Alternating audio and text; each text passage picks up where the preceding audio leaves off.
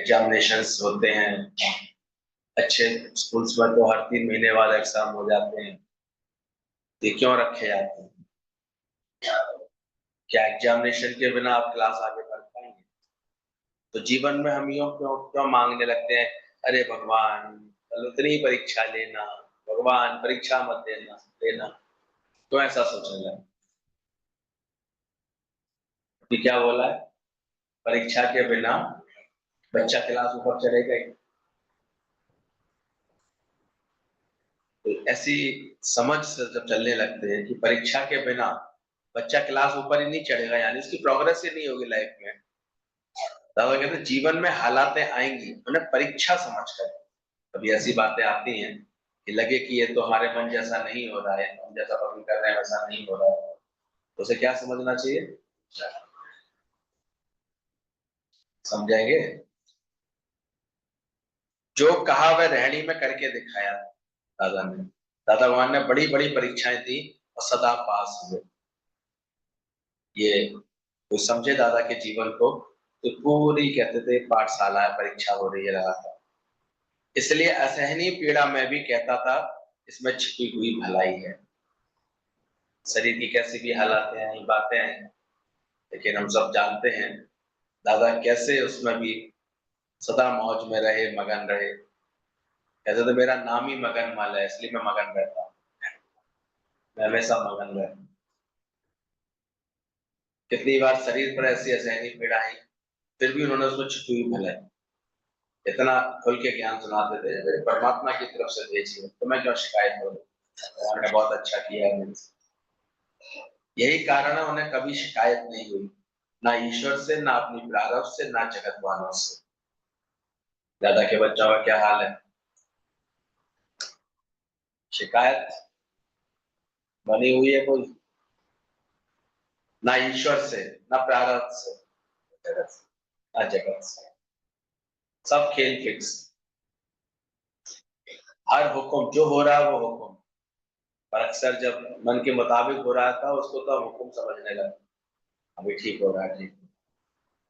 तो कोई बात मन के विरुद्ध हो रही होती है, मन में जो धारणा, विरुद्ध भी क्या, तुम्हारे अंदर कोई धारणा बनी हुई है, अब ऐसा नहीं दिख रहा है, तो बस लगने लगता है कि ठीक नहीं है, कि इट इज वेरी राइट।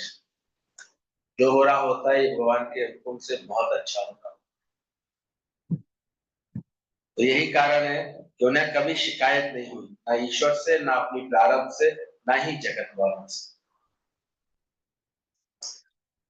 भगवान लालजी साईं ने दरवाजा बंद कर दिया और शीश देने वाला सच्चा बंदा एक ही बचा था, जो गुरु के ज्ञान का वारिस बना।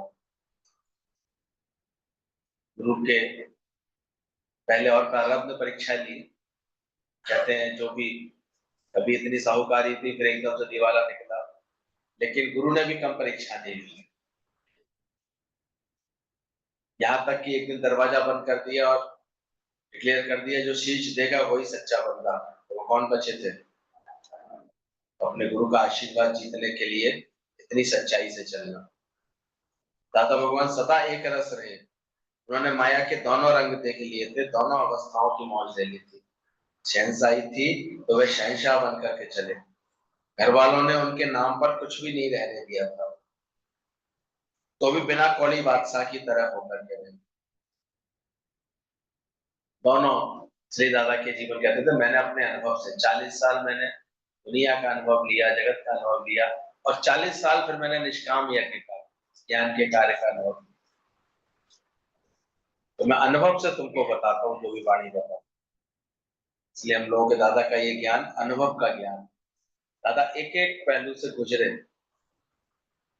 धन के अचानक आए हुए परिवर्तन से गुजरे, घर परिवार की कौन सी ऐसी परीक्षा नहीं थी दादा के ऊपर ना आई, शरीर की ऐसी कौन सी परीक्षा थी जो ना आई, और निष्काम कार्य में भी कितनी परीक्षाएं आती है, वो सब के सब दादा से कहते थे कि वो मैं तुमको बता सकता हूँ।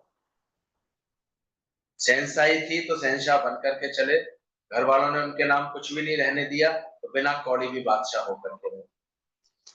व्यापार में लाखों का लेन देन करते थे, और जब ऐसा समय भी आ गया कि जेब में बस के पैसे भी नहीं होते थे, तो उन्हें योगियों को ज्ञान सुनाने के लिए पैदल भी जाना पड़ता था।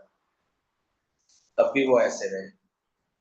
दादा भगवान हरी रजा में राजी रहते थे। कुछ भी मुश्किल आती थी तो उनका हमेशा एक ही वचन निकलता था, नथिंग न्यू अंडर द। कोई हालत बिगड़ती थी, कोई बात बिगड़ती थी, तो दादा के मुख से बस यही निकलता था, नथिंग न्यू अंडर द। सूर्य के नीचे कोई नई बात, कोई अचरज की बात नहीं। और सब टाल देते थे। दादा भगवान कहते थे सब लीला है, खेल है, तिलस्म है। वशिष्ठ जी भी कहते थे, हे राम जी, सब तुम्हारे मन की कल्पना है। सुनते सुनते कैसे हम लोगों को भी ये बात दादा ने कितनी क्लियर कर दी है कि सुख दुख सब तुम्हारे मन की कल्पना है, जगत तो बना ही नहीं। ऐसी गहरी नींदर आई, जगत महल ना रहे दुख। दादा भगवान अपने योगियों की वासना काटने के लिए उन्हें मेलों में, नुमाइशों में ले जाते। कपड़ों की, खाने पीने की चीज दुकानों के आगे रुक करके उन्हें कहते, तो चाहिए तो खरीद लो। और उन्हें पता लग जाता था किसके अंदर अभी कौन कौन सी वासना हो। तो मार्केट देख के एकदम से बौरा से नहीं आता। घूमने जाते हैं तो वैसे कभी नुमाइशों में, कभी इसके लिए, तो गुरु खुद चेक करता है। योगी की स्थिति जान करके वह कहाँ खड़ा है, दादा भगवान उसे वहीं से बढ़ाते। ऐसा नहीं कोई कोई हार्डशिप रखता है गुरु, लेकिन हाँ, चेक करता रहता है समय समय पर तुम्हारे मन की अभी वैराग्य स्थिति क्या बनी, तुम क्या चाहने वाले बन हो, क्या वो चाहिए अंदर से।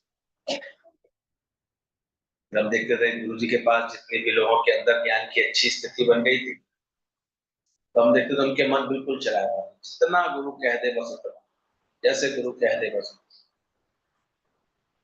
गुरु जी जबरदस्ती उनको कोई चीज पकड़ा दे तो स्वीकार है, बाकी कोई अपना मन नहीं। ऐसी स्थिति,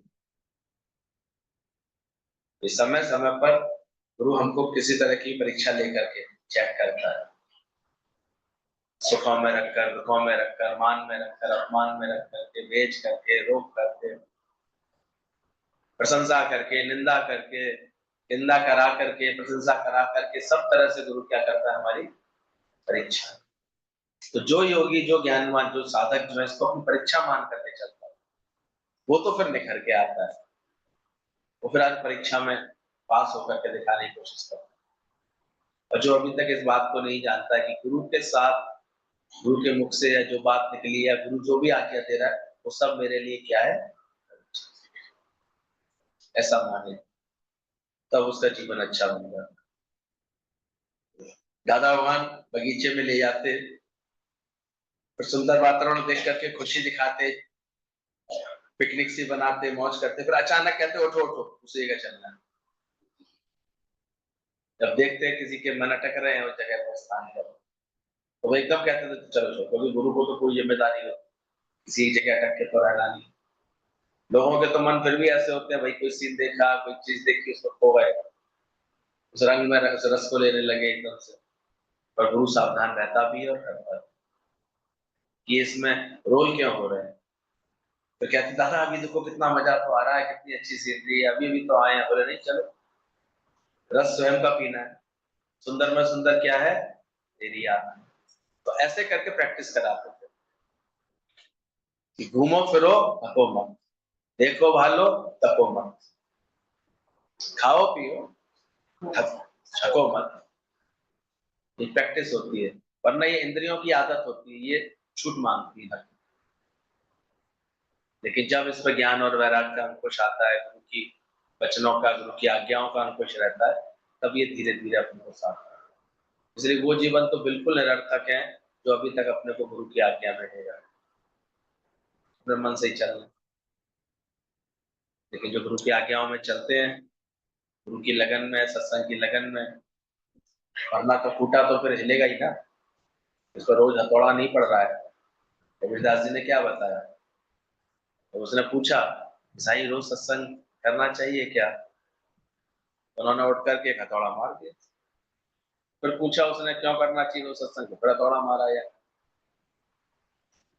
बोले देख नहीं रहा, ये दिन भर जगत के कार्य व्यवहार में ये कमजोर नहीं पड़ेगा, ये हिलेगा नहीं। और इसको मजबूत करने के लिए क्या चाहिए, है तुम्हारे पास इतने ज्ञान की, गुरु की लगन, सत्संग की लगन होगी तो ये करो। इसलिए शुरू में तो जैसे जल्दी जल्दी गुरु को पूरा मन बेचना पड़ता है, मन बेच के एकदम हल्के मन करके चलो, हर बात बता करके। तो बोले खुशी भी दिखाते थे, चटाई पिकनिक पे ले आते थे, फिर अचानक ही कहते थे माया में विश्राम नहीं, ये लुभाती है, इसके शिकंजे में जो आ गया ये समझो उसका गला दबा देगी। माया क्या कराएगी, दादा कहते थे गुलामी कराएगी और फिर ये सलामी कराएगी। जगत की सारी माया का ये प्रपंच देखो, ये धीरे धीरे मन इंद्रियों को गुलाम कर लेते, फिर अपनी जी हजूरी कराते। अब देखा करो, पूरी उम्र निकल जाती है लोगों की, घर परिवार जगत जंजाल ये करने की इसी माया में, और ये सलामी कराती रहती है, गुलामी से कराती, कभी निर्बंधन नहीं होने देती, फिर कुछ ना कुछ कारण, फिर कुछ ना कुछ कारण लेके आते।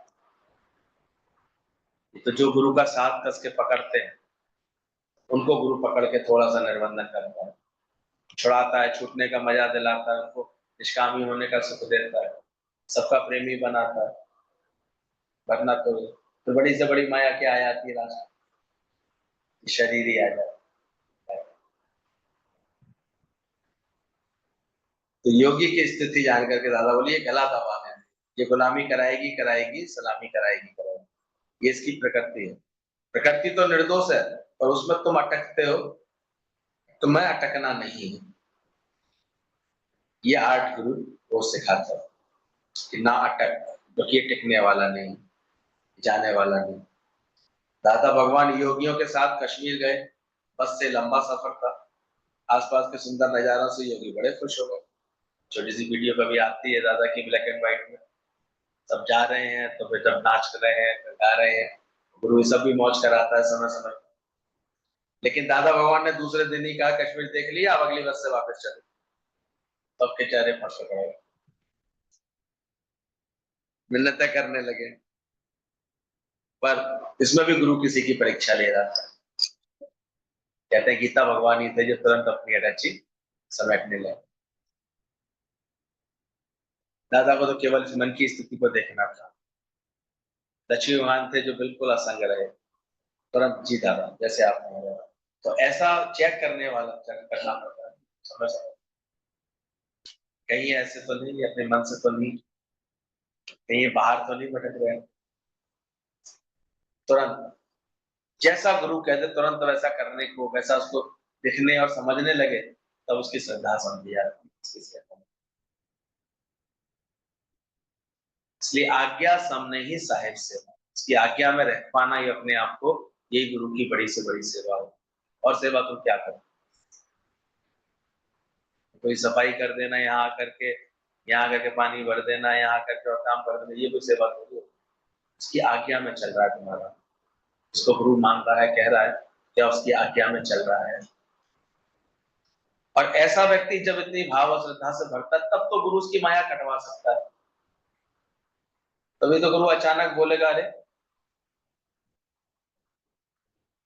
कहाँ चले, कहाँ बैठो यहाँ पर छोड़ो, तो वो छूट पाएगा क्योंकि आज्ञा में बंधा है वो। जो आज्ञा में चलना नहीं सीखा, आज्ञा नहीं मानना सीखा, तो वो कैसे कैसे कर पाए। कोई और सूरत दिखती है। इसलिए आज्ञा में जब मन आ जाता है हमारा, ऐसा मन हमारा बनने लगता है, तब गुरु जाकर के इस माया से हमको असंग करेगा, और फिर दोनों तरह की प्रैक्टिस कराएगा। कभी गुरु किसी बात से रोकेगा भी तुम्हें, और कभी करने की आज्ञा भी देगा। उसमें तुम्हारी प्रैक्टिस हो जाती है कि तुम निरासक्त हो दोनों तरह से। एसी डीसी करंट दोनों है, एक चुपकाती है, एक छुड़ाती है। तो दोनों से गुरु जी कहते थे तुम इन दोनों की प्रैक्टिस करो। कभी अचानक गुरु की जो आज्ञा हो जाए तो उसको छुड़ा दो। बोला दादा भगवान योगियों के साथ कश्मीर गए, फिर अगले ही दिन बोलते हैं कि देख लिया कश्मीर, चलो। गुरु भी वापस चलने को तैयार हो गए। दादा देखने चाहते थे कि इन पर क्या रिएक्शन हुआ, पर कभी भी कुछ रिएक्शन नहीं होता था। तो सच्चे हो ढल जाते हैं गुरु के सांचे में, उनके अंदर कोई रिएक्शन नहीं आता। बड़ी से बड़ी बात पर उनके चेहरे पर एक लकीर भी नहीं आती। उनके लिए इंपॉर्टेंट बात केवल गुरु का वचन होता है। और इसलिए ये एक परीक्षा तो हमेशा चल रही है कि अभी भी इनके मन में सबसे इंपॉर्टेंट क्या चीज। बाकी उसके लिए क्या कश्मीर, क्या माथेरान, क्या बंबई, सब एक ही तो है। पांच तत्व की प्रकृति जो वहां है वही देखना है। दादा भगवान परीक्षा लेते, देखते कि गोपी योगियों ने अपना देहाध्यास कितना मिटाया है, ये गुरु के वचन पर कितना मिटते हैं। ये जो एक निकला है कितना शक्तिशाली गुरु, जिसने बाद में इतना कार्य किया, इसके पीछे यही राज था। इतना अंदर से प्यार गुरु से, और फिर इतनी आज्ञा में रह करके अपनी सारी माया करवा ले।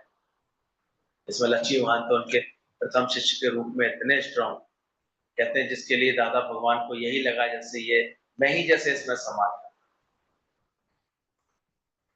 गीता भगवान इतने अंदर के सच्चे पक्के कि वो लक्ष्मीवान की मर्यादा पूरी निभाते थे, दादा की पूरी मर्यादा। तब ये विशाल धाराएं वहीं आगे बढ़ करके दादा इन रूपों में कार्य करते हैं, प्रेम धाराओं के रूप में कार्य करते हैं। ये सच्चाई से जो चले हैं गुरु के आगे। सब इकट्ठे बैठे थे, दादा ने बीच में बैठी लड़की को कहा तो उठ और सीधी कोलाबा चली जा। ऐसे ऐसे अनुभव। अब कोई कोलाबा जाने का उसका अभिप्राय नहीं था, कोलाबा की रहने वाली थी, उसको ऐसे लौटा ला। पर वो चेक कर रहे थे दादा की तुरंत बात मान ली। कभी गुरु टिकट भी फटवाता है, आओ टिकट, कोई जरूरत नहीं जाने की। और कभी तुम 4 दिन के लिए फ्री होके आते हो तो कहता है जिसको अभिमान होगा तो उसे बड़ी इंसल्ट सी लगेगी, मैं तो तैयारी करके आई थी, मैंने तो बोला भी था, इंसल्ट नहीं लगेगी उसको। लेकिन जो गुरुवान होगा वो केवल ये देखेगा गुरु ने क्या कहा। तो गुरु के शब्द ही, दादा का वचन ही इंपॉर्टेंट है, गुरु का वचन ही है। इसलिए फिर उसको गुरु झिड़केगा भी तो मीठा लगेगा। एक बार एक योगी बंबई से इजाजत लेकर 2 रात रहने के लिए माथेरान आया। दादा भगवान योगियों के साथ वहां रहे हुए थे। नाश्ते के बाद दादा भगवान ने उससे कहा तुम आज 12 बजे की गाड़ी से वापस बंबई चले जाओ। रात को आया, सुबह बोलते 12 बजे वाली जो गाड़ी आती है उससे तुम वापस चले। अब उसका चेहरा एकदम पीला पड़ गया, तो क्या गलती है, वही जो गुरु मुझे वापस भेज रहा है, ऐसे क्या मुझसे चूक हो गई, क्या बात। उसका मन कचोटने लगा। पर दादा को वो सत वचन कह करके तैयारी करने लगा। दादा भगवान ने फिर उसे बुलाया, दोपहर का खाना खा करके 2 बजे जाना। जी सत्य वचन, ये और कोई नहीं थे, मन गीता भगवान ही थे। वह जाने लगा तो दादा भगवान ने फिर कहा ठीक है कल चले जाना। जी सच वचन।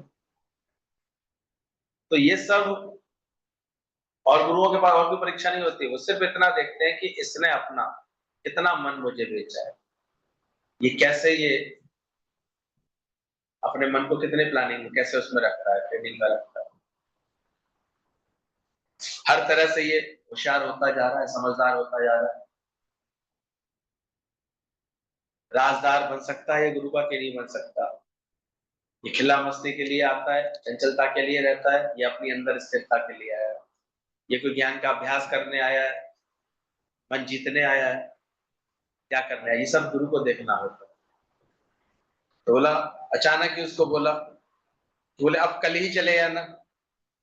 वह गुरु की भक्त की आपस की बात थी, पर देखने वाले अपना अपना गैस वार कर रहे थे। अब ऐसे में क्या होता है जब गुरु किसी से कुछ ऐसे बोला था, बात होगी गुरु कोई बात होगी, क्या क्या कह दिया ऐसे बिल्कुल ठीक है नहीं, पहले तो ये गैस वर्क, फिर और गैस वर्क। दुनिया तो इस तरह की प्रपंच करती है। ये तो जो समझदार हो जाते हैं ज्ञान के बाद, वो इन सब बातों में वो जानते हैं हर बात में गुरु इसको ठक ठोक करके मजबूत कर रहा है और कुछ, इसके अलावा कुछ नहीं। नहीं तो लोग गैस वर्क करते रहते, क्या बात होगी, कैसे क्यों कह दिया होगा, कैसे कह दिया होगा, क्यों बोला गुरु ने ऐसा। और जिसको समझ होती है वो गुरु की हर बात ये दिखाने की कोशिश करता है कि नहीं नहीं नहीं, मैं ही कर पाता हूँ, मैं ही कर लूंगा।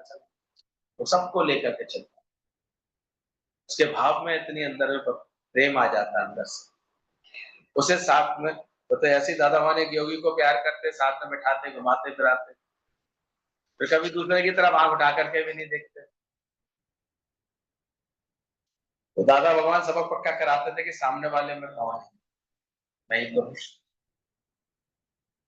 कल भी बताया, दो लड़कियां बैठी थी, एक को सेब काट करके दादा बड़े प्यार से खिला रहे थे, दूसरी को पूछा नहीं। तो ये भी उसकी एक परीक्षा थी। बाद में उससे पूछा, तेरे मन में क्या चला? उसने कहा, मेरा मन एप्पल में था, दादा मुझे भी दे दो। तो दादा ने उसे फटकार लगाई, हक से डांटा, तू यहाँ एप्पल खाने आई है या ज्ञान सुनने आई है? सब मुख मेरे हैं, तो ये बेहद का मजा कब आएगा? उस मुख से खाते हुए भी तूने ये क्यों नहीं महसूस किया कि ये मुख भी तो मेरा ही है, मैं ही तो इस मुख से खा रहा हूं। मतलब एक एक भगत के साथ सहज में गुरु की सहज परीक्षाएं चल रही हो, यह रूप में। नहीं तो ये मान अपमान आसानी से नहीं छूटता है, ये अध्यास, मैं भी कुछ हूँ, मैं भी, मुझे भी जाना चाहे, मैं भी समझ सकता हूँ, कहाँ छूटता है। तो दादा भगवान ने उसे हक से डांटा, तुम्हें एप्पल खाने आया ज्ञान सुनने? अभी बातें अभी तो सुनने में जो नए लोग हैं बड़ी अटपटी लगी, लेकिन यही छोटी छोटी हैं जो हमारे मन की परीक्षाएं होती है, जो गुरु लेता है और चेक करता है ये वास्तव में क्या इस उद्देश्य से भटक के तो नहीं आए हो, ये अंदर से समझदार है, इनको ये समझ आने लगी। ये तो हर एक कोई रीस में आ जाता है। सत्संग में भी देखो कितना गुरु मेहनत करते हैं तब जाकर के ये बातें निकलती, किसी से तुम्हारा क्या कंपैरिजन, क्या कंपटीशन, क्यों ये भेद में आना, उसके संग किया, इसके संग नहीं किया, उसके पास गए, इसके पास नहीं गए, क्यों ऐसा सोच? जब जो हुक्म हो, जब हुक्म था जैसा हुआ, अब जैसा हुक्म है वैसा हुआ। ये तो जो बात समझेंगे बात को, वो पहचानेंगे इस बात को कि गुरु की हर बात में कोई ना कोई भलाई होती है, उसमें कोई ना कोई राज छुपा होता है। तो बोला, तुम बेहद का मजा कब लोगे? एक योगी विदेश से आया एक ही दिन के लिए, अगले दिन की वापसी की टिकट थी, उसकी परीक्षा लेने के लिए दादा ने कहा तो अपना टिकट वापस कर दो। उसने वचन पाला और उसका पुरस्कार हुआ। हम भी देखते थे गुरु जी नया ने कितने लोगों की टिकट कैंसिल करा देते थे, जाओ जाके कैंसिल करा। लेकिन वो जो फिर उसके बाद 2 4 10 दिन रुकता था गुरु जी के पास, फिर ये फील करके आता था, मेरा तो स्वाद खराब होता है, मेरे अंदर की बहुत माया गुरु ने कटवा दी, मेरे अंदर के बहुत ख्यालों को शांत कर दिया, मेरे मन को गुरु ने कितना शांत कर। मन रचित संसार ही तो है, वैसे संसार का, तो मन में जो संसार तुमने बसा लिया वो कौन काटे? वो गुरु के ज्ञान से, गुरु की आज्ञाओं से, गुरु के प्रेम से करता है, वरना करता है नहीं। तो दुनिया में तो, दुनिया के गुरुओं को भी ये इस काम ये कोई करता हो नहीं, वो तो बस दर्शन दिए, अपना बस गठरी बांधी, अपना वो आशीर्वाद जैसा नाटक किया, सॉन्ग रचा, तो कटवाता है। दुनिया के किसी गुरु को है तो तुम्हारी अंदर की इस माया को हटवा, तुम्हारा मान अपमान हटवा दे, तुम्हारा जीव भाव हटवा दे। ये तो दादा ऐसा कोई सच्चा गुरु मिलता है ना तो नहीं है। एक भक्त था, सदा विनती करता था मेरे पास आए, मुझे आपकी सेवा का मौका दें। अब ऐसे नहीं उसे मौका मिला तो उसने एक बार एक युक्ति करी, अपनी बीमारी की खबर भेजी दादाजी के पास। दादाजी योग और प्रेमियों के साथ पहुंच गए उसके पास, भी बीमार है, चलो याद कर रहा है बहुत दिनों से, नहीं जा पा रहे थे। पर वो बोला, शाम को दादा भगवान ने फिर उससे कहा, आज ही रात को हमारी वापसी का इंतजाम कर दो। अब वो मिलते करने लगा, दादा नया शहर है, नए लोग हैं, मंदिर है, महल है, जरा घूमेंगे। नया जगह थी, बहुत दिनों से कह रहा था दादा ऐसे नहीं आ रहे थे, तो उसने थोड़ी सी युक्ति लगाई। अब ऐसा नहीं गुरु को उसकी युक्ति अच्छी नहीं लगी, तो बुलाने का अपना तरीका है, किसी का इतना भाव होता है, खींचता है तो खींच लेता है गुरु को, नहीं तो कोई बात नहीं। गुरु को थोड़ी इच्छा होती है कहीं जाने आने की, तो कोई भाव रखता है, समझ रखता है, प्रेम रखता है, इतना समर्पण रखता है। तो देखते थे गुरुजी पहले जाते थे 2-2 4-4 दिन 10-10 दिन 15-15 दिन उसके यहाँ पर। अब वो उसका वहां पर रहता नहीं था, उसका अपना कोई घर, केवल एक प्रेमी के यहाँ सत्संग था, उसने ये बोल दिया बाद में फिर इससे केले लेकर के सबको बांट देना। इस पर डांट पड़ी इसको, तेरा घर है तूने क्यों बोला। सोचो इतना मेरेपन का हक गुरु छुड़वाना चाहता है। अब आजकल कोई अभ्यास कर रहा है, माया कहां से हटेगी, मान के बैठा है मेरा, एकदम से पक्का करके बैठा। तो गुरु जिसके घरों में पैर रखते हैं वहां उसको प्रैक्टिस कराते हैं, तेरा क्या है? बोल तो रहा है, कह तो रहा है गुरु आए मेरे घर में, करेगा गुरु का अपना, मानेगा। कहते हैं दादा भगवान ने केवल शुरुआत इतना बोला अपने नौकर से कि किसी से कि भाई लाइट तो बंद कर दो, थोड़ा लगा उनको उसकी लाइट जल रही थी, लाइट कर दो। तो इतने में एक नौकर ने टोक दिया, वैसे तो बड़े निरीक्षा भाव में रहते हैं, ऐसे लाइट चलती है दूसरे की। रोना उसी समय उसके आगे अपनी गलती को मान, अपना हक छोड़ पाना आसान थोड़ी होता है। अंत तक वासना इसलिए तो चली जाती, छत्त में और कहा जाता है ये दुख मिट नहीं रहे लोगों के, क्यों नहीं मिट रहे, क्योंकि अभ्यास ही नहीं कर रहे इस तरह का। यानी मैं मेरे में उसी में मन अटका घूमता रहता है।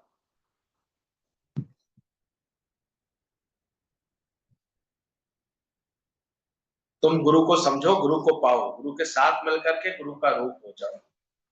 इसके लिए हमें गुरु की भक्ति करनी चाहिए। जब गुरु टोटल निरीक्षा है तो हमको भी कैसे बनना है? जैसे गीता भगवान ने कौन सा वचन पकड़ लिया, इच्छा मात्र, तब वो आज गुरु का रूप बने। एक बार दादा भगवान सत्संग खत्म हुआ तो घर वाले योगियों ने सत्संगियों ने कहा, बोले ये बता दो फ्रिज पर केले पड़े आप लेते जाए। दादा भगवान ने बहुत डांटा, गाली दी, तुम माले क्या घर का, घर वाला ये केले तेरे हैं, किस हक से तुमने कहा।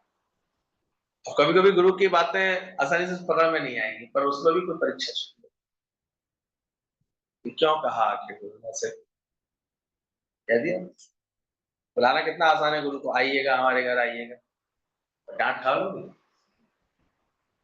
सोचो, तुम्हें ऐसा एहसास रहेगा कि तुम गुरु के घर में रही पड़ी, तुम्हारा घर कहां से आया, किसका घर है? और कोई ऐसी करेगा साधना अपने अंदर, वो समझेगा इसका, तब उसकी आसक्ति निकलेगी। गुरु को एक आध दिन बुला लेना, सालों बाद बैठा लेना एक जगह पर, बहुत तारीफ कर लेना, फोटो खींच लेना, वो अलग बात है। और ऐसे लगेगा कि किसका है ये? तो गुरु जी कहते हैं जब सब मेरा है तो यहाँ किसी से भी तुम्हारा मन क्यों चला, क्यों चला तुम्हारा, किसी के व्यवहार से क्यों क्षुब्ध हुआ, क्यों परेशान हुआ? गुरु रूप जानो सबको। ऐसे अभ्यास जो करते हैं ना, वो फिर अपने अंदर की इस माया को खत्म करते हैं, जीत लेते हैं। योगी ने फिर कोई दलील दलील नहीं दी, इसने उतना चढ़ा हुआ योगी था, उसने कोई दलील नहीं दी, उसने माफी मांगी और कहा दादा जितना बनाऊं आपने ही बनाया है, आगे बाकी काम भी आप ही करें। एक ये एटीट्यूड होता है। गुरु झिड़क रहा भी हो, गुरु डांट भी लगा रहा हो, तब भी क्या लगे अंदर वाले को, मीठा लगे। और मुझसे क्या वचन निकले, जितना बनाऊं आपने बनाया है, आगे बाकी का भी आप ही बनाए। बोला दादा भगवान के शरीर को इतना कष्ट था और डॉक्टर को कहते मैं पहले से ठीक हूँ। योगी जानते थे, डॉक्टर भी समझता था कि और हालत गंभीर होती आ रही है, लेकिन मुख से हमेशा क्या निकला उनके। तो ये अपने शरीर पर भी आई हुई परीक्षाओं में भी ज्ञानी हमेशा ऐसे चढ़ा हुआ दिखता है, सफल दिखता है। स्त्रियों की दयनीय दशा देखकर दादा भगवान ने संकल्प लिया कि स्त्रियों का उद्धार करना है, उन्हें जागृति देनी है, साहस बढ़ना है। इसलिए उन्हें एक स्त्री चोले में ऐसे सहयोगी की जरूरत थी जो ये कार्य पूरा कर सके।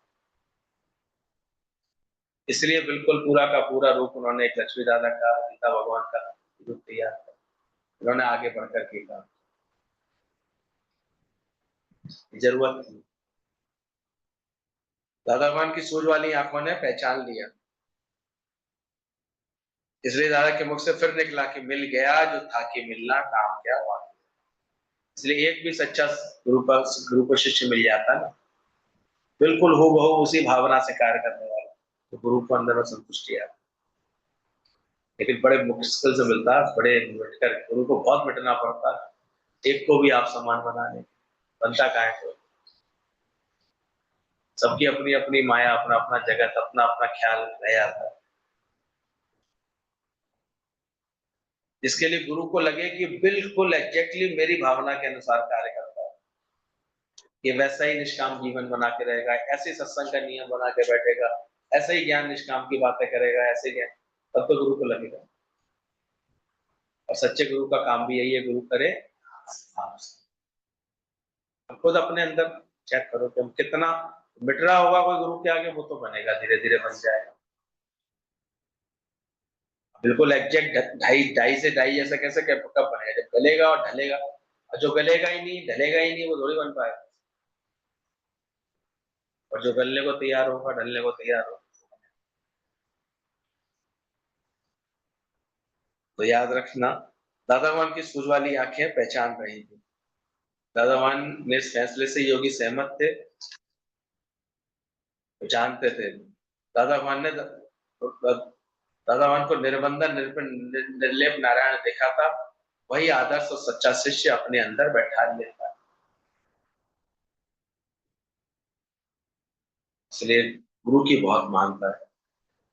ऋषिवान के लिए बताते हैं कि सबके पीछे बैठे थे, देखा बेटी, उनकी बेटी, इकलौती बेटी चंद्रा अपने पति और चाचा के साथ इधर आ रही है, सत्संग में आ रही है।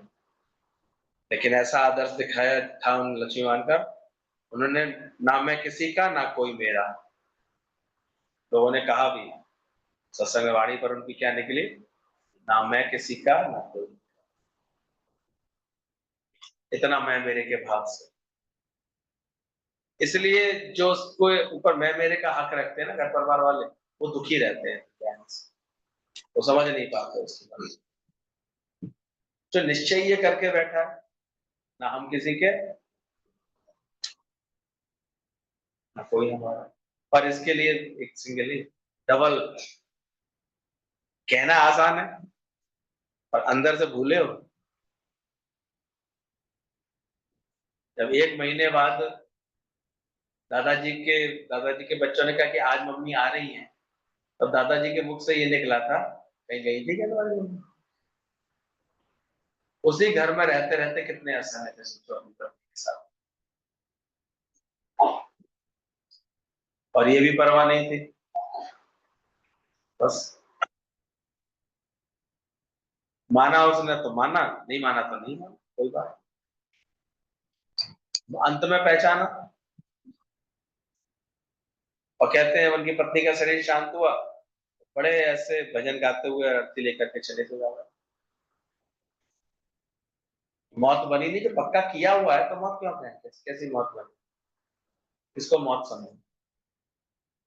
और जबकि एक समय दादा का मन ऐसा था, कहते थे मुझे इतनी आसक्ति थी उसमें, इतनी ममता थी, बच्चे तो थे ही, 4 4 5 5 6 6 थे भी, तो ममता तो होगी, ऐसी बात नहीं, प्यार इतना था उनको अंदर से था। लेकिन ज्ञान से बदला ना मन को, रोटी खोरी बातें थोड़ी करते रहे बैठे बैठे सत्संग में, कि हम सुने आ रहे हैं, बस सत्संग सुने आ रहे हैं। अंदर कुछ बदलेगा कि नहीं बदलेगा, अंदर वाली मोह की तारें छूटेंगी कभी कि नहीं छूटेंगी, केवल आकर के बैठ गए सत्संग। दादा ने छूटी है, अरे ज्ञान का कार्य कर सके, और जो बदलेगा ही नहीं अपने में, तो फिर कैसे काम चलेगा। कहते हैं, उन्होंने सीधे बोला, ना कोई मेरा ना ना ना मैं किसी का, ना कोई मेरा। बोले,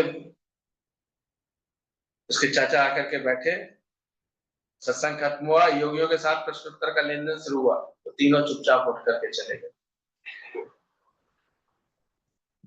ये तो कितना देखो आदमी, अरे अरे अरे तुम आई हो, मिल तो लो पहले, बहुत धन्यवाद आया है, कितना आदमी मिल सो रहा है। लेकिन दादा का आदर्श कैसा, दादा के बच्चों का आदर्श कैसा था, कितने सावधानी में गीता भगवान चलते थे। श्याम भगवान बताते हैं अनुभव में कि एक बार थोड़ी सी लापरवाही में जिस पलंग पर वो बैठे थे गीता भगवान उस पर ही आकर के मैं बैठ गया था, वो भी नीचे की तरफ किनारे। इस पर ही इतनी कर्रा लेक्चर मिला और उस दिन के बाद में सावधान। कितनी इन लोगों ने अपने अपने ऊपर भी संयम रखा, अपने ऊपर भी संभाल रखी। ऐसे ही थोड़ी कुछ चेक छोड़ दिया मैंने, चाहे जहाँ बैठ ली जहाँ जहाँ कर ली रखी। मुझे बहुत सावधान करते तो बोले क्यों ऐसे चल। गुरु जी को भी हमने देखा था, कभी किसी को इतना भी निकट नहीं आने देते थे। पहले सेवा करती थी लड़कियां, लेकिन मजाल नहीं तो टच भी करती।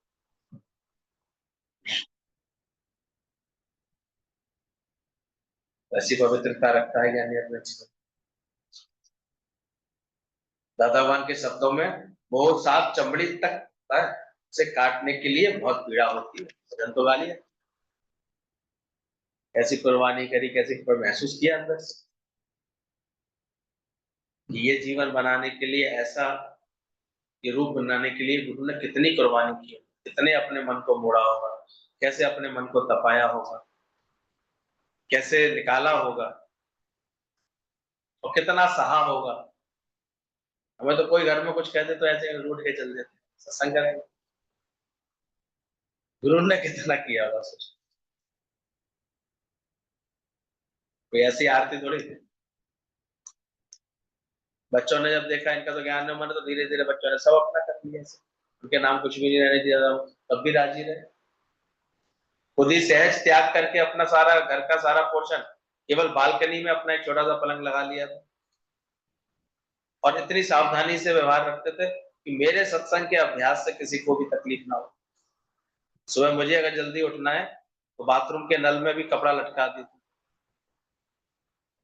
पानी अगर मैं भरूं तो आवाज ना हो, दरवाजा खोलूं तो चर चर ना हो तो उसमें तेल डाल दिया करते। घर में एक बार बस बहू ने कहा कि आपका तो पता ही नहीं होता कब आएंगे कब जाएंगे, खाना बना के रखें तो बिगड़ता है। कहते नहीं, आज के बाद तुम नहीं किया। सही कह रही, मेरे को इस काम के लिए पता नहीं कब कहाँ होना होता है, कब कहाँ होता है, तुम नहीं बनाया कभी, उसको फ्री कर दो। बोले बस मैं आ जाया करूंगा, कुछ ना कुछ तो होता ही है, अगर भूख लगेगी तो मैं खा लूंगा निकाल। मतलब खुद अपनी तरफ से सबको बंधन मुक्त रखा, तो बंधन मुक्त हुए भी फिर एक गृहस्थ में रह करके ये तपस्या है, छोड़ करके सन्यासी होकर के बाबा जी बन के घूम लेना बड़ा आसान है।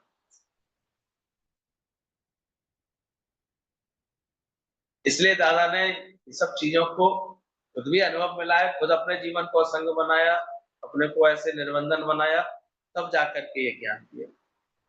इसलिए जो जो भी उनकी राह पर चल पड़े आज सब भगवान बने। कि दादा का वचन था मान ना मान, इतना ज्ञान का कार्य होगा तुम्हारे मुझसे तो कोई भगवान समझेगा। रूठा राठी ठुनका ठुनकी यही चलती रहेगी अभी तक, क्यों चल रही है। ठीक करो उसको सर। एक योगी ने दादा भगवान से कहा आपकी स्त्री तरसती है आपके एक शब्द के लिए, आप योगियों को प्यार करते हैं, उन्हें घुमाते हैं, उनके परिवार वालों को प्यार करते हैं, घुमाते फिराते हैं। दादा ने कहा इसमें मुझे कोई फर्क नहीं पड़ेगा, पर वो मोह में आकर के दुखी हो जाएंगे। बोले गधे को हम घोड़ा नहीं बना सकते, और जिसकी वृत्ति भोगों में है वो योग में नहीं, उस योग में टिक सकेंगे। कितना अपने लिए ऐसे दादा सख्त रहे होंगे। शुरू में ही एक बार कहते हैं योगियों के लिए खुशी से दादा भगवान ने अपने शरीर की पत्नी से कहा कि आज मेरे योगी आ रहे हैं तो मेरे दामाद है उनके लिए मैंने उन्हें अपनी बेटी ब्रह्म विद्या दी है ज्ञान दान में, तो उनके लिए खाना तैयार कर दोगी। बड़ी खुश हो गई पत्नी, खाना बनाने लगी।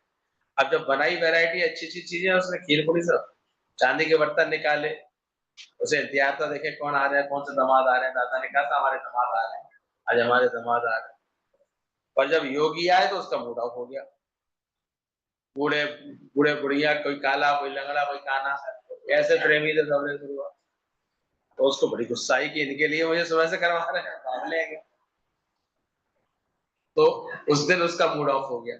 उसने खुद ही संकल्प कर लिया कि मुझे ये ज्ञान नहीं चाहिए, ना ही योगियों के लिए निष्काम सेवा चाहिए। अपना ही संकल्प सिद्ध होता है। उस दिन से उसने दादा भगवान के लिए अपने रिश्ते का अधिकार का बंधन तोड़ दिया। दादा भी निर्बंधन हो गए, वो भी निर्बंधन हो गए।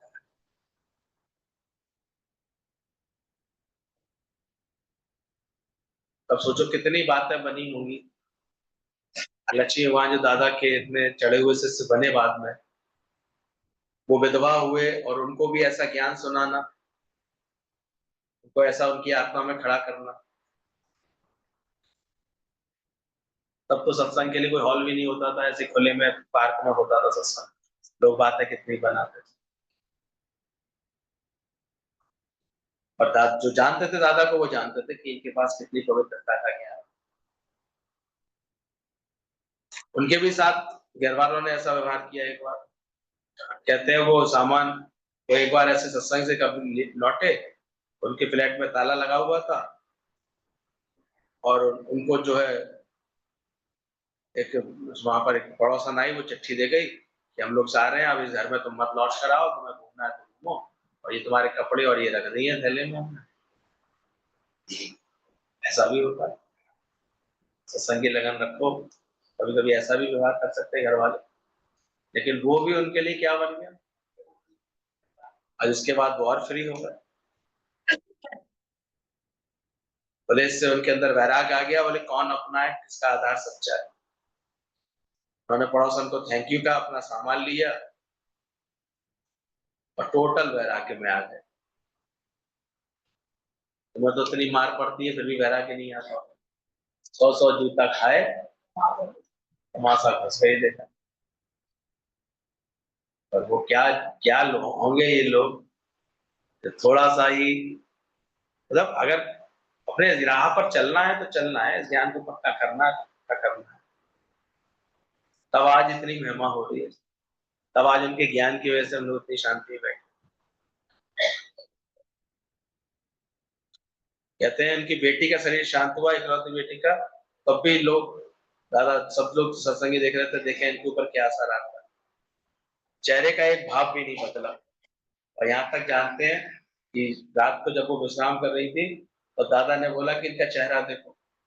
लाइट मार के देखा गया, और ऐसा तो नहीं है रात को जब अंधेरा हुआ तब ये इसके आंसू आए हैं।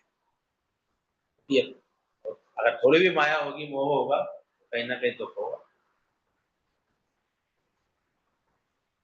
बोले ऐसी नाजुक परिस्थिति में भी किस तरह निश्चिंत होकर के, अशोक होकर के कोई सो सकता है।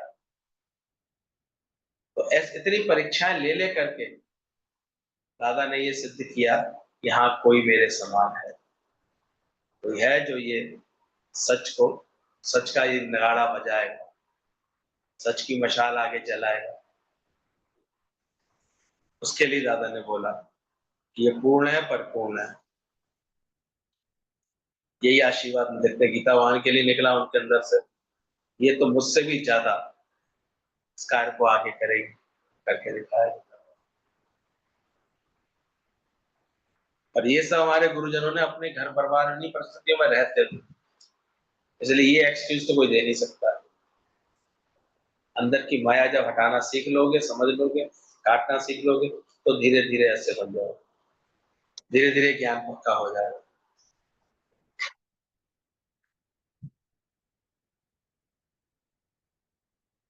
भोला दादा का जो अंतिम यात्रा थी, अंतिम उनका शरीर की थी क्षण, वो कैसे बीते। 30 वर्ष तक दादा भगवान का निष्काम यज्ञ चलता रहा। करीब 55 वो 45 से लेकर के 75 तक दादा का शरीर कौन से सन में शांत हुआ था, ऐसा ना? 29 अप्रैल तारीख तो पता है। दादा ने निर्माण लीला कब करी? 29 अप्रैल 1975। आज इसकी 50वीं हम लोग, ये जो स्मृति दिवस का 50वीं इसको क्या बोलते हैं 50 को? टन बोलते हैं क्या? गोल्डन। गोल्डन उनकी जन्म तिथि बनाने वाले, इसलिए पूरा उत्साह रहे, गुरु को पूरी तरह प्रकट कर। 30 वर्ष तक दादा भगवान का निष्काम यज्ञ चला। 45 से लगभग उनका ये कार्य शुरू हो गया था और 45 से लेकर के 75 तक लगातार चला। इसमें तन मन धन का दूसरों को दे दान, तो सच्चा इंसान इस धरती का भगवान। नदियां न पिए कभी अपना जल, वृक्ष न खाए कभी अपना फल। ये भजन दादा भगवान को बहुत प्रिय था और जो उनकी सहज रहनी बन गया था। तपस्या में you may die that I may live की तपस्या में दादा भगवान के शरीर में थकावट आ गई थी, उनकी तबीयत ठीक नहीं रहती थी, अवस्था भी थी और शरीर भी ऐसे। इतना कार्य जब कोई करता है थकता है शरीर, शरीर पर लोड पड़ता है, दिन का हो न शाम का हो। गुरु जी को भी देखा हमने, शरीर फिर थोड़ा सा उसका असर दिखाने लगता है। बीमारी का जोर था, चेहरा बार बार सूज जाता था, शरीर में असहनीय पीड़ा थी। डॉक्टर तबीयत पूछता तो दादा भगवान कहते थे कल से आज ठीक हुए, तो बताइए हमको। जब योगी पूछते आपकी तबीयत कैसी है,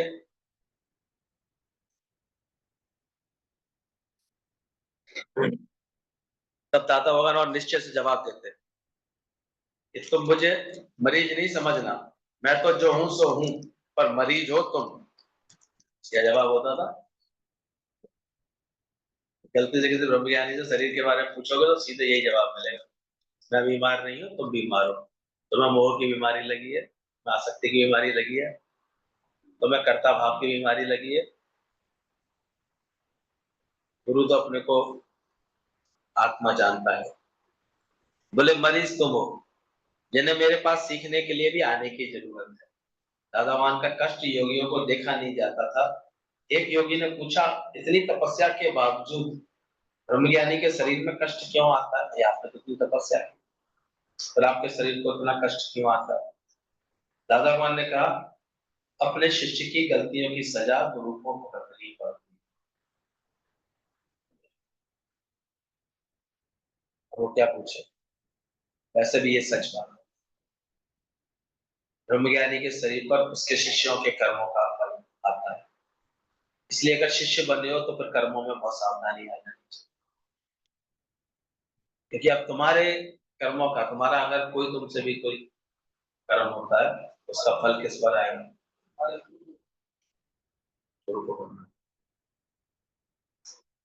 रुक्मणी ने राधा को गर्म दूध पिलाया तो छाले कहाँ पड़े? कोई किसी भगत को सताएगा, तकलीफ उसको पहुंचेगी।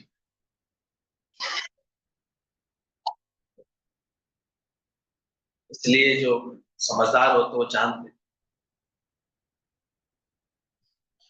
जो गुरु को मन में बसाते हैं उनके संग बहुत सावधान रहना चाहिए।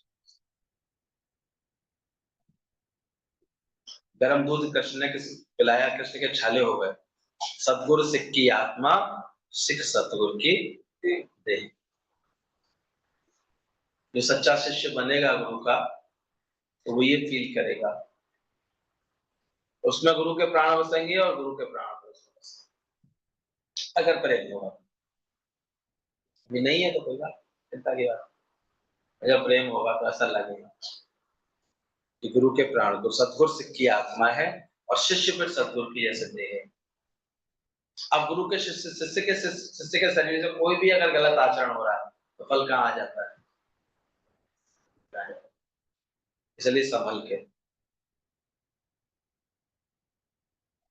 इसलिए बोला गया सचमुच कोई बिरला बड़भागी ही ज्ञानी को पहचानता है। एक पैगंबर को पहचान लेता है जो ब्रह्म ज्ञानी की कदर करता है। अब एक भक्त दादा वान को लखनऊ बुलाता था, उसने बहुत आग्रह किया, दादा वान ने उसे वचन दे दिया था कि मैं लखनऊ जरूर आएंगे। तो दादा वान ने कहा इस चेले का मकसद पूरा हुआ, इस चोले का योगी ने वादा किया है, उसे निभाना बाकी है बस। दादा वान ने लखनऊ जाने की इच्छा प्रकट, प्रेमियों ने मना किया, वहां के जो साथ में थे कि आपकी सेहत इजाजत नहीं दे रही है। दादा भगवान ने कहा मुझे वहां की धरती पुकार रही है। दादा भगवान अपने कुछ योगियों के साथ लखनऊ पहुंचे। वहां ऐसा सत्संग हुआ, कहते हैं गुरुजी बताते थे अनुभव कि उस समय दादा जब आए थे तो इतना गहराई से सत्संग चला उस समय कि लखनऊ वालों के लिए वो धरती फिर बैकुंठ बन गई। सबने मौज ली। वहां से दादाजी को एक भक्त फिर रुद्रपुर ले गया। जानते हो उस भक्त का नाम?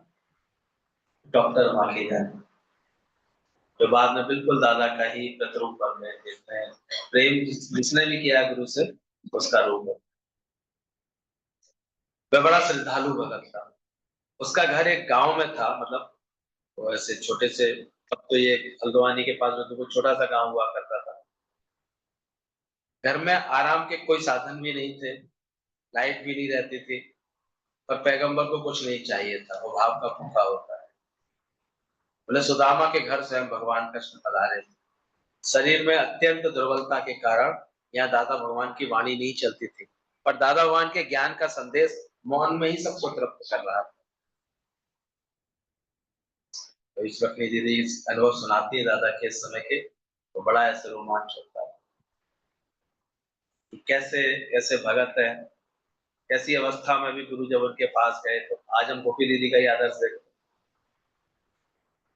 इस अवस्था में दादाजी को अपने घर में उनकी सुविधा के लिए लिफ्ट भी लगवा लेना, फिर 2-2 महीने 3-3 महीने तक बिल्कुल ऐसे सब भूल करके, वो तो भूल ही बैठी है, वो घर है ही बात दादा का। वो कहती है दादा के इतने समर्पण से रहे। दादा को कोई कुछ थोड़ी चाहिए हो, थोड़ी तो किसका भूखा होता है। और खाता क्या है? भगवान खाता क्या है?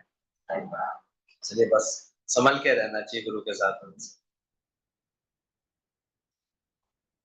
मौन में ही ज्यादा सबको तृप्त करते रहे। दादा भगवान त्रिकालदर्शी थे, वे जानते थे कि कब क्या होने वाला है। एक रात जब दादा सोए हुए थे, दादा भगवान ने एक एक को जगाया और फिर ये ज्ञान का हुंकार किया, ज्ञान सुनाया। एक ऊंची ऐसे ऐसी गहरी वाणी थी तो सबको नशा आ गया। दादा ने ये घोषणा कर दी कि सबके लिए बोला, मान ना मान तू है बनना। ऐसा करके निश्चय पक्का कराया फिर से। बाकी तू क्या बनना चाहता है, कुछ भी बनेगा तो भगवान से कम ही तो बनेगा, जबकि मैं कह रहा हूं मान ना मान, तो उसके अलावा कुछ भी बनेगा तो भगवान से कम ही तो। ये वाणी के उनका अंतिम प्रसाद था। कोई कोई बिरला भगवान उस घड़ी वहां पहुंचा था, भाग्यवान। अगली सुबह दादा ने कहा, जिसकी जो भावना होवे वह पूरी कर ले। और दादावान का ये संदेश किसी ने नहीं समझा। एक व्यक्ति नई पोशाक ले आया, उसने दादा को पहनाई। शरीर की हालत बिगड़ती आ रही थी, सांस उभरनी शुरू हो गई थी, फेफड़ों में खून जमा हो गया था। जमा होने से सांस लेने में तकलीफ हो रही थी। लोगों ने तय किया कि दादा को लखनऊ चलना चाहिए, क्योंकि रुद्रपुर में कोई अच्छा डॉक्टर नहीं था। अब यात्री योगियों के साथ लखनऊ ट्रीटमेंट करा करा लेंगे। डेविएशन हो गई। गुरुजी कहते थे ट्रेन से उनको फिर व्हील चेयर से उठा रहा था, स्ट्रेचर पे उतारा था, सीधे हॉस्पिटल ले गए थे।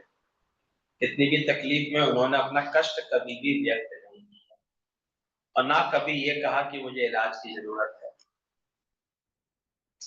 यानी शरीर की अंतिम अवस्था तक दादाजी किस कार्य में रहे? निष्काम कार्य लगे रहे। और वही आदर्श अब रिपीट हो रहा है श्याम भगवान के। गौर से देखो तो ये मौका गंवाना नहीं, तो फिर इनके दर्शन मिले कर लेना, नहीं तो बाद में बातें ही करते रहे आप। तो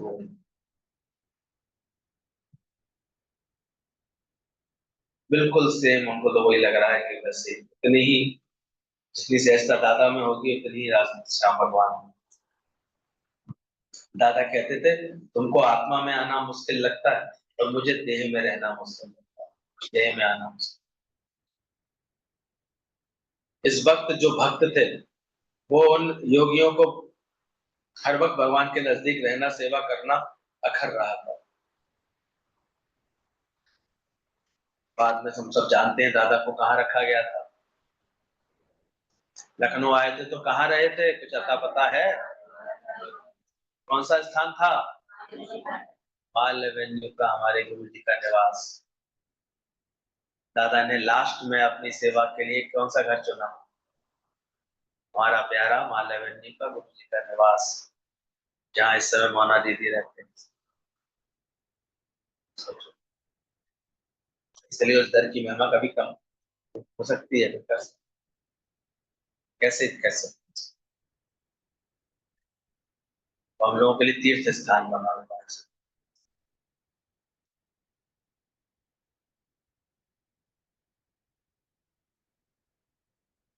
उसमें साथ में लक्ष्मी मान रहते थे। बाहर से लोग आना शुरू हो गया था, लोग आते थे तो भी खबर सुनता था, आ जाता था। दादा का तबीयत इतनी ऐसे कोमा में आ गए थे, सेमी कोमा में आ गए थे, तो सब ने फिर इनको रिक्वेस्ट किया लक्ष्मी मान की तरह कि आप दादा, हम दादा की संभाल कर रहे हैं, पर आप जो है बाहर संगत संगत को संभाल लीजिए। तो योगियों का आदेश पालन किया। दादा पूरी तरह मौन में आ गए थे। दवा लेने को, पानी पीने को भी मुंह नहीं खोलते थे। लेकिन जब जैसे ही जब बुलाया जाता था लक्ष्मीवान को या गीतावान को, तो अंदर आते ही भगवान से पूछते थे, दादा कितने हो? दादा ने कहा, मैं तुझ में समाया हूँ। इस निश्चय के साथ दादा ने अपने अंतिम समय को बिताया। गुरु करे आप संभाल। ये सब कहने सुनने की बात नहीं है, ऐसा बना पाया। मेहनत है यहाँ पर। दादा की आवाज सुनकर सबको तसल्ली हो गई।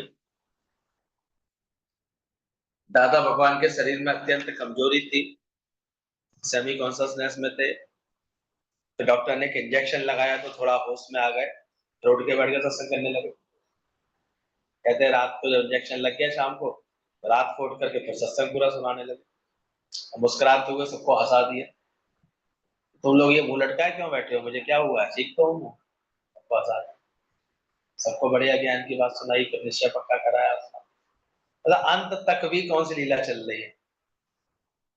उन सबको हंसाने के लिए दादा मान ने चुटकुला भी सुनाया, सबके चेहरे खिल गए। कैसी अजीब लीला हो रही थी। दादा भगवान कोमा में चले गए, योगियों का दिल फिर बैठे हुए थे। आंखें बड़ी मुश्किल से आंसू रोके हुई थी। सभी को एहसास था कि क्या होने वाला है। वह घड़ी 2-10 मिनट पहले दादा भगवान के होठ हिले और योगी के पास आकर के गौर से सुना उसने कि दादा क्या बोल रहे हैं। श्याम भगवान ही बताते हैं कि वही कान अपना नजदीक लेकर के दादा के सुन रहे थे कि दादा के मुख से क्या बुदबुदा रहे हैं। तो जो वचन थे दादा के, मैं अजर हूँ, मैं अमर हूँ, ना मैं आता हूँ ना मैं जाता हूँ, मैं सदा रहता हूँ। इसी निश्चय के साथ प्राण छूट गए।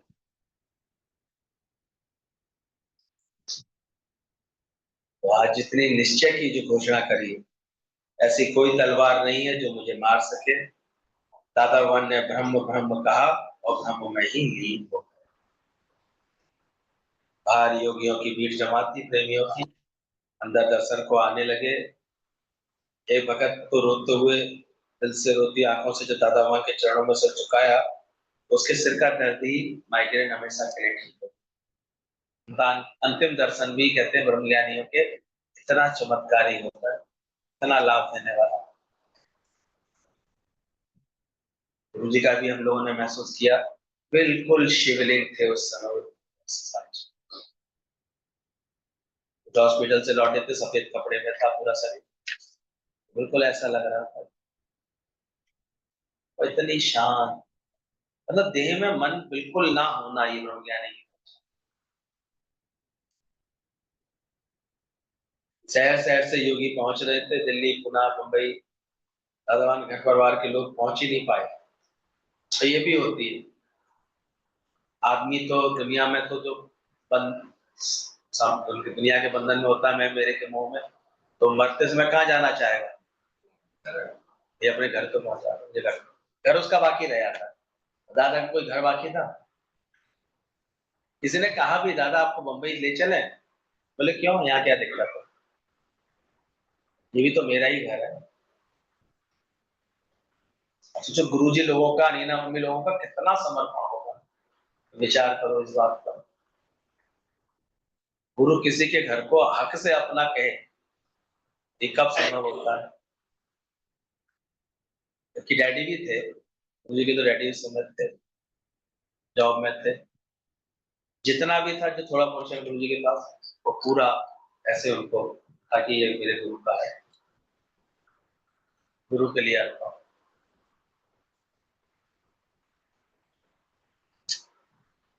दादा भगवान का पार्थिव शरीर बर्फ में रखा गया, ओम की ध्वनि से वातावरण गूंज रहा था कि पुत्री गीता भगवान उस क्षण भी कहते, जिस उमंग से दादा जी करके गए, हारमोनियम निकालो, तबला निकालो और यहाँ पर भजनों की धुन लगाओ, क्योंकि मौत है ही नहीं, ये शादी है, ये आत्मा परमात्मा का मिलन है। जब हमने जगत मिथ्या किया तो हमारे प्यारे से प्यारे, हमारे प्यारे में प्यारे दादा भगवान था। जब हमारे दादा का शरीर शांत हुआ तो हमने एक आंसू भी नहीं बहाया, सबने अचरज किया, हमारी झलक में ही झलक, कोई फर्क नहीं था, सभी इतने निश्चय बैठे थे। हमारा तो एक शब्द भी दादा की इजाजत के बिना नहीं निकलता है। पहले ही करके बैठो तो मरे हुए को, दादा कहते थे, मुअन को क्यों कौन मारेगा। दादा भगवान कहते थे कि तुम अपनी मौत पहले ही करके बैठो, अब मरे हुए को कौन मारेगा। एक बार एक वोटर आया, दादा भगवान के घर आया, उसने पूछा मगन मल यहीं रहता है? तो दादा ने कहा मगन तो कब का मर चुका है, उसके गुरु ने उसे मार दिया। ऐसे जवाब होते थे दादा के। फिर बोले ऐसे खुशी से कहते थे मगन हुआ तो खुद खुदा, कह तो रहा है गुरु मानना मान, तू है भगवान, और उसके लिए कौन से प्रोसेस से गुजरना पड़ेगा। अपनी मैं तो मान ली, अपना होना बना तो मारना। दादा भगवान कहते थे मैं आत्मा हूँ, इसका तीनों कालों में नाश नहीं है। दादा भगवान के शरीर की पत्नी जब शांत हुई तो दादा भगवान ओम ओम की ध्वनि लगाते हुए, गाते हुए जनाजे में जा रहे थे, साथ साथ चल रहे थे। उनकी आंखों में एक आंसू एक भी नहीं गिरा था। दादा भगवान कहते थे मौत है शादी, या शादी गमी की रीति नहीं। ये जीव आत्मा का परमात्मा से मिलन है। किसी की मृत्यु के समय तो में ऐसे भाव रहते हैं, मौत क्या है, शादी मौत। तो परेशान होकर चले आओ, मौत हो गई क्या करें। और ज्ञानवान की नजर में मौत क्या होती है, उसका परमात्मा से मिलन हो गया, उसकी सजा पूरी हुई, वो सजा जो भुगत रहा था अपनी देह अध्यास की देह में आने के कारण, तो देह का हिसाब किताब का पूरा किया, और अब वो कहाँ चला गया, वो अपने परमात्मा की शरण। तो मौत से डरोगे? मौत क्या है, वो लटका लटका के उठावनी में आके बैठे आते। मौत है शादी, जीवात्मा का परमात्मा से मिलन है, इसका तीनों कालों में नाश नहीं है। जो निश्चय दादा भगवान का था वही निश्चय उनके प्रेमियों ने किया। उन्हीं के शब्दों में कोई मरता है तो तुम अपने को ज्ञान सुना देते हो, पर हमने तो पहले ही समझ लिया कि सब मरे पड़े हैं, इसलिए हमारा कोई मरता ही नहीं।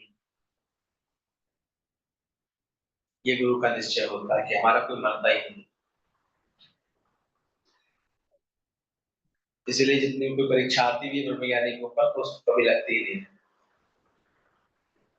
कहते हैं रामचंद्र जी से भी वशिष्ठ मुनि ने यही ज्ञान समझाया था, और उन्होंने कहा था रामचंद्र जी ने वशिष्ठ मुनि से, आज मेरे पितामह कहाँ गए, उनके पितामह कहाँ गए, इसी से मेरे माता पिता मेरे बंधु बांधव भी एक दिन यहाँ से चले जाने वाले हैं। योग वशिष्ठ पढ़ो तो रामचंद्र जी ने ये बोला, मेरे दादे परदादे कहाँ चले गए, और उनके भी दादा परदादे कहाँ चले। तो ये जो मेरे आज माँ बाप है, दशरथ और रानिया, भाई बंधु, ये भी क्या रहने वाले, वो नहीं रहने वाले, ये कौन से रहने, तो किन के लिए शोक करते। उसको ठीक से ज्ञान समझ में आ जाएगा, वो ऐसी बात है। दुख तो लगता ही है भाई, मन तो चलता, ऐसे करते रहोगे तो।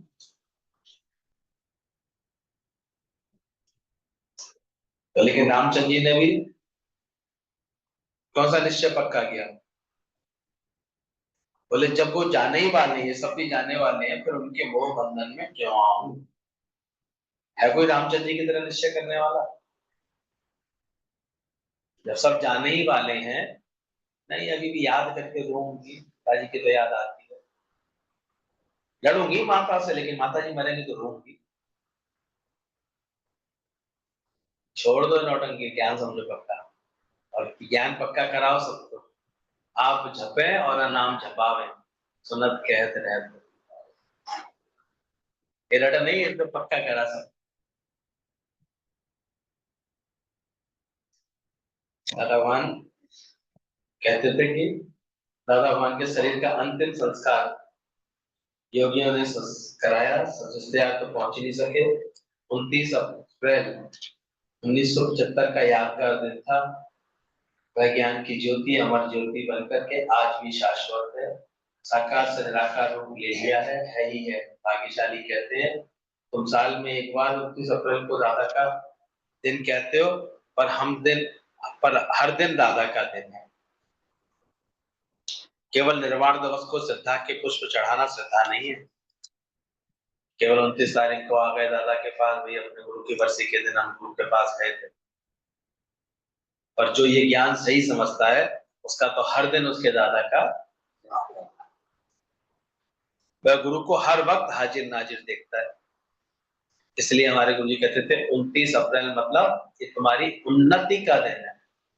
किसका दिन है? उन्नति। अब इसे उन्नति पसंद आएगी अपनी, वो तो आएगा। इसलिए दादा से जुड़ेगा, दादा के बातों को समझेगा। हम पर दादा गुरु भगवान का बहुत उपकार हुआ है। दादा भगवान ने ब्रह्म ज्ञान का जो बीज लगाया वो पनप करके आज लहला रहा है, उपमन उपवन बन गया है। सारी निष्काम तपस्या गुरु की ही है। इसी से सद्ज्ञान का इतना बड़ा दरबार हुआ है। एक प्रज्वलित दीपक से आज अनगिनत बुझे हुए दीपक जगमगा उठे। दादा भगवान के सुंदर अमूल्य शब्द हैं, तुम्हारे अच्छे संस्कार हैं जो आज तुम्हारे लिए पैगंबर आया है। तुमने एक चांस खो दिया, अब तुम्हारा दोबारा चांस मिला है, इसे नहीं खोना। कहते नानक के रूप में आया था, तुमने मुझे खो दिया, पर दोबारा ये चांस नहीं खोना।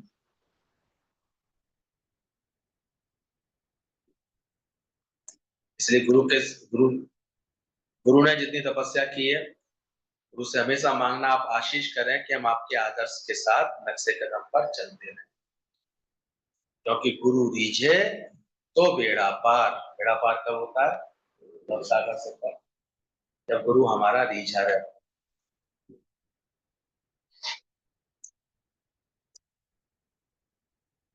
गुरु को नमस्कार है, ज्योति को नमस्कार है, शिव अनंत स्वरूप को नमस्कार है, जो सत्य से वो अनंत स्वरूप को भी नमस्कार। पूरी जीवनी समझ में आई दादाजी की? 4-5 दिन से सुन रहे हैं, समझ रहे हैं, और भी ना जाने कितने अनुभव भरे पड़े हैं दादा। दादा के जो वचन है इसकी वीडियो डाल दो। एक एक वचन को मुझे तो पहले भी प्रेरणा दी थी, हर एक प्रेमी के पास लिखे हुए होने चाहिए कौन कौन से वचन थे, कैसे थे, उन वचनों के क्या अर्थ हैं, क्लियर होने चाहिए। कोई भी कभी भी पूछ ले तो तुम बता सको, कि अर्थ खोल सको कि वचन में देखते पूरा पूरा सत्संग होता है दादा का। तो कभी ये, वैसे कितने हैं एक्चुअल वचन? 165, 7, कितने बार पीडीएफ? अनगिनत वचन, लेकिन एक एक करके पढ़ते रहना, समझते रहना। दादा के ही ज्ञान में केवल वो शक्ति है, तो इस दर्पण को साफ, क्या बता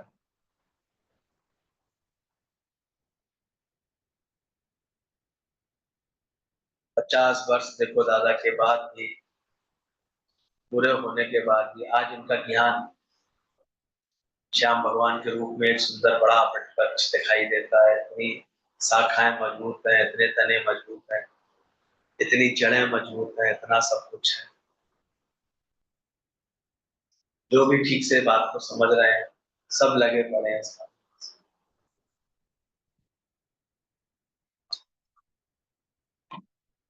तो दादा के बच्चों के लिए मौत बनी हुई है, बीमारी बनी हुई है। नो सिन,